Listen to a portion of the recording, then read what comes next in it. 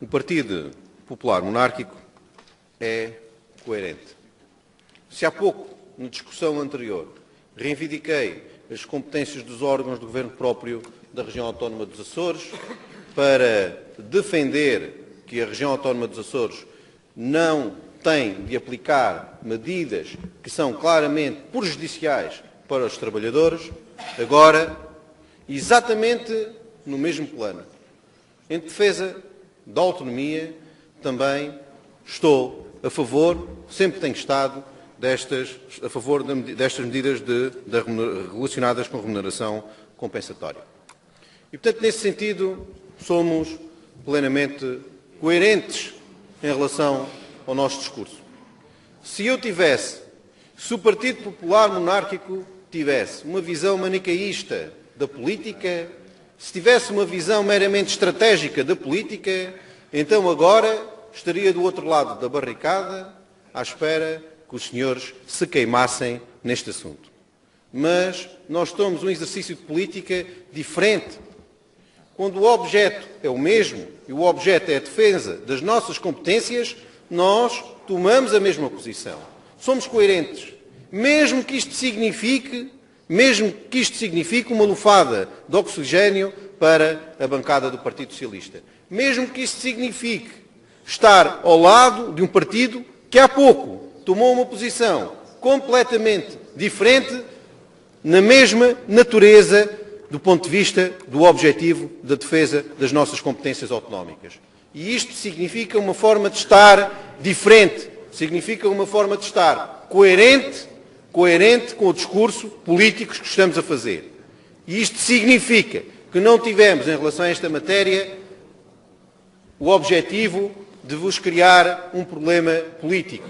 Temos o objetivo de beneficiar a população dos Açores, temos o objetivo de beneficiar os trabalhadores dos Açores. Esse é o nosso objetivo máximo. E temos um grande objetivo central, a defesa da autonomia dos Açores, porque consideramos que é a condição essencial para o desenvolvimento da nossa região. Quero referir-vos, a intervenção é breve, referir-vos 3 pontos. Primeiro, defendemos a aplicação mais genérica possível da remuneração compensatória.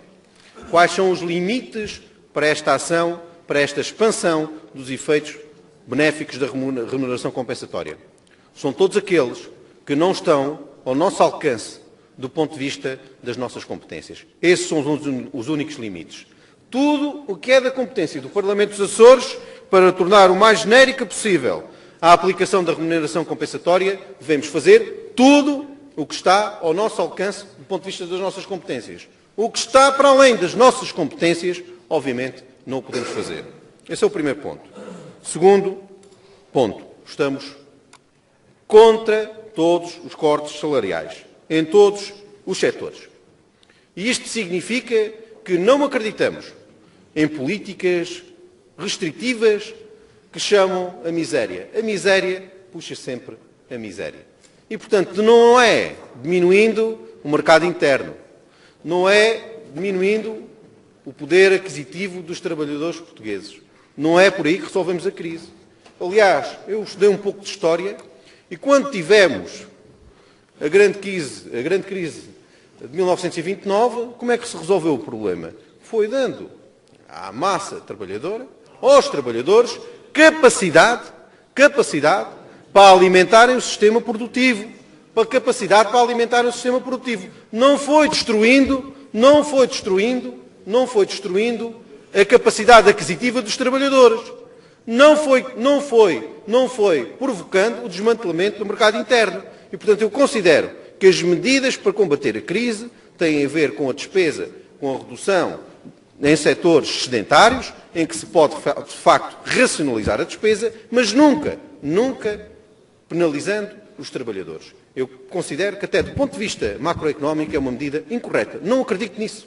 Não acredito que reduzindo os salários das pessoas se consiga reativar a economia. Porque o grande problema português não é o déficit. O grande problema português tem a ver com a capacidade do nosso sistema produtivo, a capacidade de produzirmos mais riqueza, para que o Estado possa assumir mais funções do ponto de vista do ponto de vista das questões sociais, porque eu acredito nas questões sociais e eu acredito que a riqueza gerada deve ser distribuída pelos mais desfavorecidos e deve melhorar as condições de vida das pessoas. Esta é a minha crença, mas também considero que não é com medidas depressivas, que não é reduzindo os salários das pessoas, que nós lá chegamos. Este é o segundo argumento. O terceiro argumento, o argumento final, Sr. Presidente, e termino, é outra coisa que eu acredito piamente, que é a defesa da classe média. Eu sei que há muito político populista que gosta... Há muito político populista... Há muito político populista que gosta de fazer sempre o discursozinho dos pobrezinhos.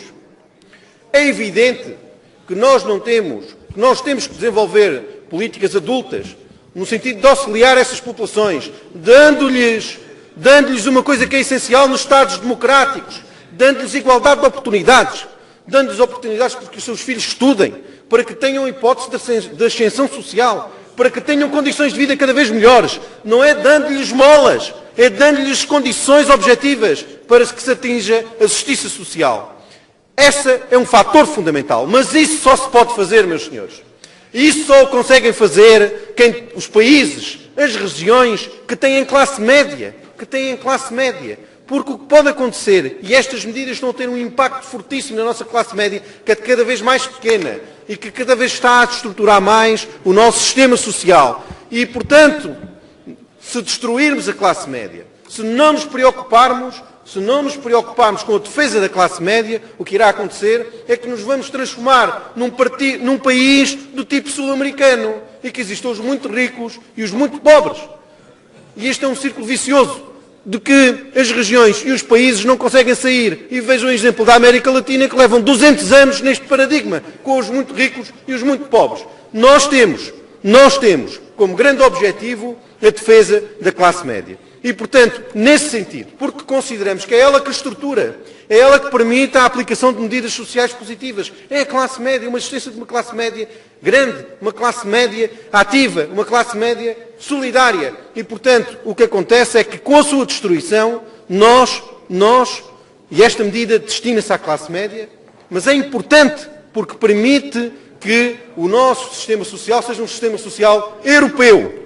Tal como acontece no norte da Europa, ainda estamos longe destes patamares, mas a aplicação sucessiva destas medidas que prejudicam sempre os mesmos, que prejudicam gravemente a classe média, que as estão a destruturar, que as estão a diminuir, a aplicação destas medidas levará à edificação de um paradigma social em Portugal e nos Açores de um paradigma sul-americano dos muito ricos e dos muito pobres. Não queremos isso. E, portanto, nós estamos a favor desta medida porque nós somos firmes defensores da classe média açoriana.